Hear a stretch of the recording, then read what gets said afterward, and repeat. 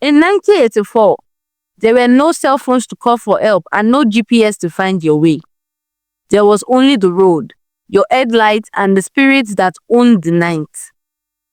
My uncle Dele was a chartered driver, famous for moving people from the chaos of Lagos to the deep villages of the East in his Peugeot 504. But Dele had one rule he learned from the old drivers at the Ojota Park. If you eat something after midnight on the Orebini Road, keep driving. If you miss your turning, keep going until you find the town. Never ever put your car in reverse. Because in the thick forest of the 80s, reversing your car was seen as an invitation to the dead to rewind their lives into yours. It was a Tuesday in July. The rain was falling in heavy bucket-sized drops that made the wiper struggle. Dele was alone, rushing back to Lagos from Iberia in Anambra. The forest on both sides of the road felt like it was closing in. Suddenly, a figure appeared in his eye beams. A woman in a white lace wrapper, standing perfectly still in the middle of the downpour. Dele slammed on the brakes. He stopped just inches from her. He expected her to scream or move, but she just stood there. Her head bowed, water dripping from her hair. Dele was a good man, a Christian man. He thought, I cannot leave a woman in this forest at 2 a.m. He leaned out the window to shout, but she was already walking past his door, toward the back of the car. He looked at the side mirror. She was gone. The loophole in Dele's mind was his kindness. He thought he had missed her. He shifted the Peugeot into reverse. The gearbox let out a heavy clack, clack sound. As the car rolled backward, just 2 feet, the engine died.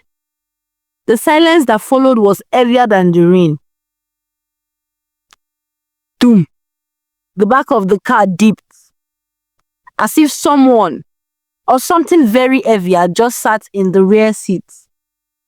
Dele didn't look back. He gripped the steering wheel until his knuckles turned white. The smell of the car changed. It no longer smelled of his camphor air freshener. It smelled of freshly dug mud and palm oil. Then he heard the sound of a woman humming a funeral song. One he hadn't heard since his grandmother's village burial in 1965. Dele tried to crank the engine. Nothing. The humming in the back seat got louder, more aggressive. He felt a coldness creep up his neck. Then a hand, grey, wrinkled, and dripping with brown swamp water, reached over the seat and rested on his shoulder. The voice wasn't a whisper. It was a rasp that sounded like dry leaves. Driver, why did you come back for me? Nobody comes back for the forgotten. Dele looked in the rear view mirror. He didn't see a woman. He saw the back seat was filled with vultures. Their feathers matted with blood, all staring at him with human eyes. One of them opened its beak, and his mother's voice came out.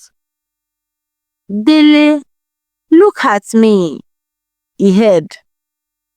He remembered the warning. The spirits of the road can only claim what looks at them. Dele shut his eyes tight. He reached into his glove box, pulled out a small bottle of anointing oil his wife gave him, and smashed it on the dashboard. He screamed, I am not your passenger! And kicked the ignition one last time. The engine roared to life. He didn't shift to reverse again. He drove forward, straight into the bush, ignoring the road, crashing through tall grass until he hit the asphalt again. He drove on 2 flat tires until he reached a police checkpoint at dawn. When the sun came up, the police asked Dele why his car was covered in white feathers and red mud. Dele went to check his back seat. There was no woman. There were no vultures. But on the floor mat, there was a single, heavy bronze anklet, the kind buried with royalty in the old days. Dele sold that Peugeot the next day, but the man who bought it came back a week later. Trembling, he asked Dele, "Who is the woman that sits in the back and hums when it rains?" To this day, if you travel that old road, look at the edges of the forest, you might see a woman in white. Just remember, no matter how much your heart pities her, do not reverse. Thank you for listening to this tale. If you enjoyed this story, please remember to like the video, subscribe to the channel, and share it with someone who loves folk tales. I'd love to hear from you. Tell me in the comments who your favorite character was and why. Your support helps keep these stories alive. Until the next tale, stay curious, stay inspired.